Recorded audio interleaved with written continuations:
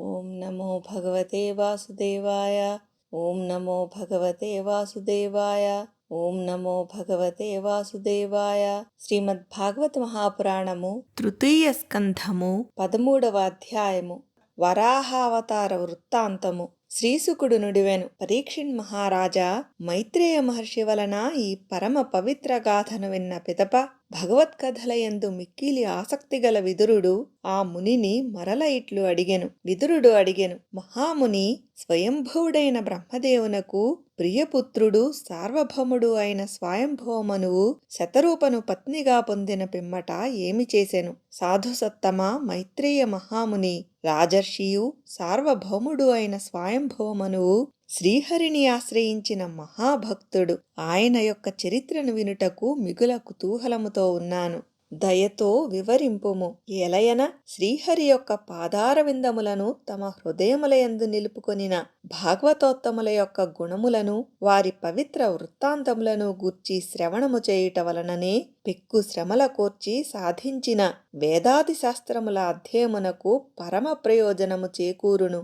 అన్యథా ఆ శాస్త్రాధ్యయనము వ్యర్థమైనదే అని విజ్ఞులు పేర్కొనుచుందురు. శ్రీశుకుడు పలికెను, పరీక్షిన్ మహారాజా, విదురుడు సహస్ర శీర్షుడైన శ్రీహరి యొక్క చరణములనే నమ్ముకొనిన పరమభక్తుడు.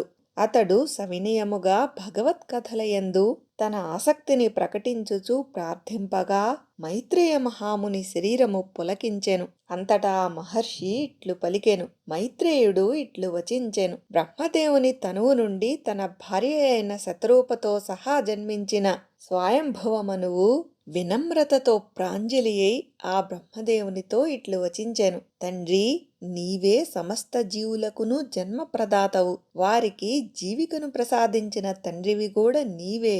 అయినప్పటికీ నీ సంతానమైన మేము నీకు ఎట్టి సేవలనర్పవలయునో తెలుపుము. సర్వలోక పూజ్యుడా, నీకు నమస్కారము. ఇహలోకమునందు కీర్తియు పరలోకమునందు సద్గతియు ప్రాప్తించుటకు మేము మా శక్తికి తగినట్లు ఏమి చేయవలెనో ఆజ్ఞాపింపుము.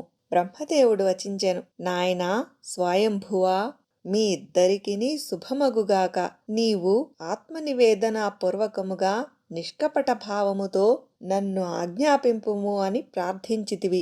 అందులకు నేను మీ ఎడ ఎంతయో ప్రసన్నుడనైతిని. వీరా, పుత్రులు తమ తండ్రి ఎడ అనుసరింపవలసిన పద్ధతియే ఇది. వారు ఎవ్వరి ఎడలను మాత్సర్యము వహింపక తండ్రి ఆజ్ఞను సాదరముగా అప్రమత్తులై పాటింపవలెను. నాయనా, నీవు నీ ధర్మపత్నియగు శతరూపయందు నీవలే సద్గుణవంతులైన సంతానమును అనగా కుమారులను కూతుళ్లను పొందుము. రాజ్యమును ధర్మబద్ధముగా పరిపాలింపుము. యజ్ఞముల ద్వారా శ్రీహరిని ఆరాధింపుము. రాజా, ప్రజలను రక్షించుటయే నీవు నాకు చేయవలసిన సేవ. నీవు చక్కగా ప్రజలను పరిపాలించినచో షడ్గుణైశ్వర్య సంపన్నుడైన శ్రీ మహావిష్ణువు కూడా నీ ఎడ ప్రసన్నుడగును. సర్వేశ్వరుడు యజ్ఞస్వరూపుడు అయిన జనార్దనుని అనుగ్రహమునకు పాత్రులు కాని వారి కృషి అంతయును వ్యర్థమే. వారు తమలో అంతర్యామిగానున్న పరమేశ్వరుని ఆదరింపని వారే అగుదురు. స్వయంభవమనువు వచించెను, తండ్రి పాపనాశన, పూజ్యుడవైన నీ యొక్క ఆజ్ఞను తప్పక పాటింతును. నేనును నా భావి ప్రజలు నివసించుటకు తగిన ప్రదేశమును సూచింపుము. దేవా, సమస్త ప్రాణులకును నివాస స్థానమైన భూమండలము ప్రస్తుతము ప్రళయ జలములలో మునిగియున్నది. ఇప్పుడు ఈ భూమిని ఉద్ధరించుటకు ప్రయత్నింపుము. మైత్రేయుడు నుడివెను, విదురా, భూమి అగాధమైన జలములలో మునిగియుండుట చూచి బ్రహ్మదేవుడు ఈ భూమిని ఉద్ధరించుట ఎట్లు అని చాలా కాలము మనస్సులో ఆలోచింపసాగెను. నేను జగత్సృష్టి రచనకు పూనుకొనిన సమయమున పృథ్వీ అంతయును జలములలో మునిగి రసాతలమునకు చేరినది. సృష్టి కార్యమునకు నియుక్తులమైన మేము భూమిని ఉద్ధరించుటకై ఏమి చేయవలెను? నేను ఆ భగవంతుని సంకల్పము వలననే జన్మించితిని. సర్వశక్తిమంతుడైన శ్రీహరియే నా ఈ పనిని అనగా భూమిని ఉద్ధరించు కార్యమును పూర్తి చేయవలెను. పుణ్యపురుష విదుర. బ్రహ్మదేవుడు ఇట్లు ఆలోచించుచుండగనే ఆయన యొక్క నాసారంధ్రముల నుండి అకస్మాత్తుగా అంగుష్ట ప్రమాణ దేహము గల ఒక వరాహ శిశువు వెలువడెను. విదురా, బ్రహ్మదేవుడు చూచుచుండగనే ఆ వరాహ శిశువు ఆకాశమున నిలిచి క్షణకాలములో గజరాజ ప్రమాణ దేహము గలవాడు అయ్యెను. ఈ దృశ్యము మహా అద్భుతమైనది. ఆ మహావరాహ రూపమును జూచి మరీచి మొదలగు మునులు, సనక సనత్కుమారాది మునులు, స్వయంభువమను మొదలగు వారితో గూడి బ్రహ్మదేవుడు పరిపరి విధముల ఆలోచింపసాగిరి. అహో, వరాహ రూపములో ప్రకటమైన ఈ దివ్య ప్రాణి ఏమయ్యుండును? ఒక్క క్షణకాలము క్రిందటనే ఇది నా ముక్కు రంధ్రముల నుండి వెలువడినది కదా. మొట్టమొదట ఈ రూపము అంగుష్ట పర్వ ప్రమాణములో ఉండెను. క్షణకాలములోనే ఒక గండశిలా ప్రమాణమున వృద్ధి చెందెను. యజ్ఞమూర్తి అయిన శ్రీహరియే ఈ రూపమున మన మనస్సులను విస్మయపరచుచున్నట్లున్నది అని బ్రహ్మదేవుడు మనువు మొదలగు తన కుమారులతో గూడి ఇట్లు తర్కించుచుండగనే భగవంతుడైన యజ్ఞపురుషుడు పర్వత ప్రమాణదేహుడై బిగ్గరగా గర్జింపసాగెను. సర్వశక్తిమంతుడైన శ్రీహరి దిక్కులన్నీయును ప్రతిధ్వనించునట్లుగా గర్జించి బ్రహ్మదేవుని ఇతర మునులను హర్షములో ముంచివేసెను. శ్రీహరి మాయామయ అనగా యజ్ఞవరాహ రూపమున చేసిన మహాగర్జనమును వినగానే బ్రహ్మ మొదలగు వారి దుఃఖము దూరమయ్యెను. అప్పుడు జనలోక, తపలోక, సత్యలోక నివాసులగు మునులందరూ పవిత్రములైన ఋగ్యజుస్సామ వేద మంత్రములతో ఆ స్వామిని స్తుతించిరి. ఆ శ్రీ మహావిష్ణువు యొక్క రూపము వేదములలో విస్తృతముగా వర్ణింపబడినది. తన కళ్యాణ గుణములకు అనుగుణముగా ఆ మహామునులు కావించిన వేదమంత్ర ప్రస్తుతులను విని శ్రీహరి మిక్కిలి ప్రసన్నుడాయెను. పిమ్మట సర్వేశ్వరుడు మరియొక మారు గర్జించి దేవతల అభ్యుదయము కొరకు గజేంద్రుని వలె లీలలను నెరపుచూ జలములలో ప్రవేశించెను. దృఢమైన దేహము గల ఆ యజ్ఞవరాహమూర్తి తన వాలమును పైకెత్తి వేగముగా ఆకాశమునకు ఎగిరెను. మెడపై గల రోమములను విదల్చెను. శరీరముపై గల రోమములు అన్నియూ నిక్కబొడుచుకొని ఉండెను. గిట్టల తాకిడికి మేఘములు చెల్లా చెదరాయెను. తెల్లని కోరలు స్వచ్ఛములయ్యుండెను. చూపుల నుండి తేజపుంజము వెలువడుచుండెను. ఆ సమయమున యజ్ఞవరాహమూర్తి భూదేవిని ఉద్ధరించుటకై అవతరించియుండెను. శ్రీహరి స్వయముగా యజ్ఞపురుషుడు అయినను వరాహ రూపమును ధరించియుండుట వలన ముక్కుతో వాసన చూచుచూ పృథ్వీ యొక్క స్థానమును తెలుసుకొనుటకు ప్రయత్నించుచుండెను. కఠోరములైన కోరలు గలిగి దుష్టులకు భయంకరుడుగా నుండెను. తనను స్తుతించుచున్న మరీచి మొదలగు మునులపై, ఇతర భక్తులపై తన ప్రసన్న దృష్టుల ద్వారా కృపను వర్షించుచూ జలములలో ప్రవేశించెను. వజ్రముల వలె కఠోరమై పర్వతమయమైన ఆ యజ్ఞ వరాహమూర్తి యొక్క దేహము జలములో పడినప్పుడు ఆ వేగము యొక్క ధాటికి సముద్ర గర్భము చీలిపోయినట్లు అయ్యెను. అందుండి మేఘగర్జన వలె భయంకర శబ్దము ఉత్పన్నమాయెను. సముద్రుడు ఎగసిపడుచున్న తన తరంగములనడి భుజములను పైకెత్తి ఆర్తనాదముతో యజ్ఞేశ్వరా నన్ను రక్షింపుము అని పలుకుచూ గగ్గోలు పెట్టుచున్నట్లుండెను.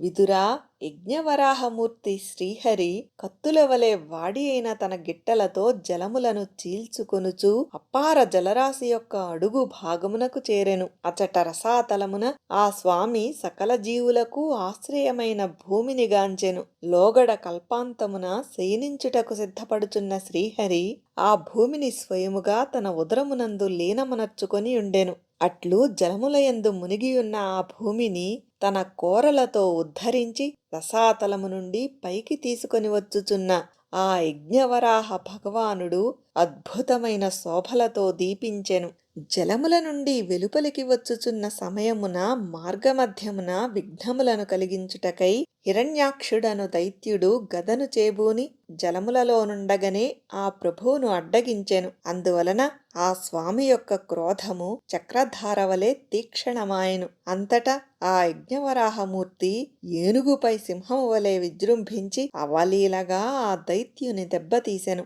ఆ సమయమున కొండచర్యను ఢీకొనినప్పుడు గైరికాది ధాతువులతో తడిసిన ఏనుగు తుండము వలె ఆ యజ్ఞవరాహస్వామి ముఖము ఒప్పుచుండెను. విదురా, కానుగ చెట్టు వలె నీలవర్ణ శోభితుడయ్యున్న యజ్ఞవరాహమూర్తి తన తెల్లని కోరలపైన భూమిని మీదికి ఎత్తియున్నప్పుడు దంతములపై స్వచ్ఛమైన కమలమును ధరించియున్న గజేంద్రము వలె ఆ స్వామి విరాజిల్లుచుండెను. అట్టి ఆ ప్రభువు జలముల నుండి బయటికి వచ్చియుండగా ఆయనను శ్రీ మహావిష్ణువుగా గుర్తించి బ్రహ్మ, మరీచి మొదలగు వారు ఆయనను సమీపించి అంజలి ఘటించి వేద సూక్తములతో స్తుతించిరి. ఋషులు స్తుతించిరి.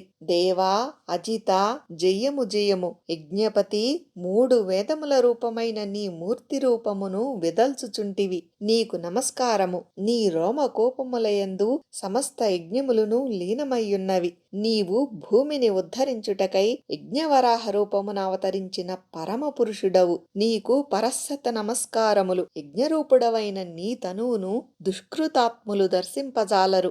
నీ శరీరము యొక్క చర్మమునందు గాయత్రి మొదలగు ఛందస్సులు, రోమములయందు దర్భలు, నేత్రములయందు ఆద్యము, పాదములయందు హోత, ఆధ్వర్యువు, ఉద్గాత, బ్రహ్మ అను ఋత్విజుల కర్మలు విరాజిల్లుచున్నవి. సర్వేశ్వరా, నీ ముఖాగ్రమునందు సృక్కును అనగా ఆహుతులను అగ్నిదేవునకు సమర్పించు సాధనము, నాసికారంధ్రములయందు స్రువమును అనగా ఇతర దర్విని, ఉదరమునందు హవిర్భక్షణ పాత్రను, కర్ణరంధ్రములయందు చమస పాత్రలను, ముఖమునందు బ్రహ్మభాగ పాత్రను, కంఠరంధ్రములయందు సోమపాత్రను కలిగియుందువు. దేవా, నీ భక్షణమే అగ్నిహోత్రము. దేవదేవా, పదే పదే అవతారములను ఎత్తుచుండుట యజ్ఞస్వరూపుడవైన నీ దీక్షణీయ ఇష్టి. నీ మెడ 3 ఇష్టులు, నీ 2 కోరలు ప్రాయణీయము, ఉదయనీయము అనగా దీక్షానంతర ఇష్టి, యజ్ఞ సమాప్తేష్టి.